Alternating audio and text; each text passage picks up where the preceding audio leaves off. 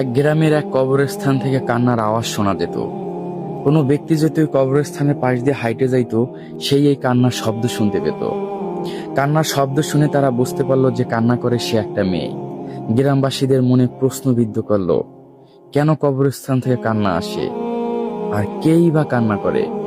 তারা তাদের হুজুরের কাছে গেল, যাই বলল, হুজুর, আমাদের অমুক কবরস্থান থেকে কান্নার শব্দ শোনা যায়, এবং কান্নার শব্দ শুনে আমরা বুঝতে পারছি কোনো একটা মেয়ে কান্না করে। হুজুর বলল, আচ্ছা ঠিক আছে, চলো আমি কবরস্থানে যেয়ে দেখবো যে কে কান্না করে, কেনই বা কান্না করে। হুজুরের সাথে গ্রামবাসীরা সবাই কবরস্থানে গেল। কবরস্থানের সামনে যাইয়া সবাই এই কান্নার শব্দ শুনতে পেল। হুজুর বলল, আমার সাথে ভিতরে কেউ যাবা? কিন্তু কেউ ভয়ে আগাচ্ছে না। হুজুর বলছে, ভয় নাই, আমার সাথে দুজন ব্যক্তি আসো, আমি তো সাথে আসি। দুজন ব্যক্তি এবং হুজুর কবরস্থানের ভিতরে গেল। যাই দেখলো যে একটা ভাঙা কবর থেকে কান্নার শব্দ আসছে। হুজুর তার সাথে যে দুজন ব্যক্তি ছিল তাদের বলল, এই ভাঙা কবরের মাটি আরেকটু সরিয়ে দাও, জানি ভিতরটা পরিষ্কার ভাবে দেখা যায়। তারা ভয়ে ভয়ে মাটি সরালো। মাটি সরিয়ে ভিতরে যা দেখলো তা দেখে তিনজনই খুব ভয় পেল এবং অবাক হয়ে গেল। তার সাথে যে দুজন ব্যক্তি ছিল তারা হুজুরকে রেখেই পালিয়ে গেল। হুজুর আর পালালো না, সে ভয়ে ভয়ে দাঁড়িয়ে রইল। সে দেখে ভিতরে একটা মেয়ে বসে আছে, বসে বসে কান্না করে।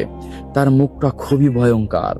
তার চোখের ভিতরে সাপ, নাকের ভিতরে সাপ, মুখের ভিতরে সাপ, কানের ভিতরে সাপ। তার মাথা যতগুলো চুল অতগুলো সাপ তাকে ঠুকরিয়ে ঠুকরিয়ে খাচ্ছে। তার মাংসগুলো নিচে খইসা খইসা পড়া যাচ্ছে। হুজুর তাকে দেখে ভয়ে ভয়ে জিজ্ঞেস করলো, তুমি কে, আর তোমার এই অবস্থা কেন? তখন মেয়েটা বলল, হুজুর, আমি এই গ্রামেরই একটা মেয়ে। আমাকে আমার পরিবার থেকে বলতো তুমি পর্দা করো, কিন্তু আমি পর্দা করতাম না। আমি বলতাম ফেস, চুল এগুলা মানুষে দেখলে কিছুই হয় না। আমি আমার মুখমণ্ডল এবং ফেস সবাইকে দেখিয়ে বেড়াতাম। আমি রাস্তার অলিতে গলিতে হাইটে হাইটে বেড়াতাম। আজকে আমার এই অবস্থা।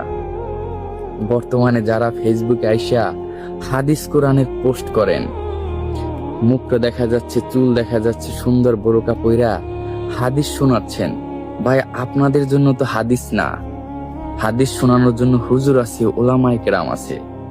আপনারা যারা হাদিস পোস্ট কইরা আল্লাহর রাস্তায় নিয়ে যাচ্ছেন, আল্লাহর রাস্তায় নিচ্ছেন না, আপনি নিজেই ধ্বংসের পথে হাঁটতেছেন। আপনি মনে করতেছেন আমি তো বোরকা পরা, আমার ফেস টু দেখলে কিছু হবে না, আমার মনের পর্দাই বড় পর্দা, কোনো কাজ হবে না। আপনার পর্দা করতে হবে।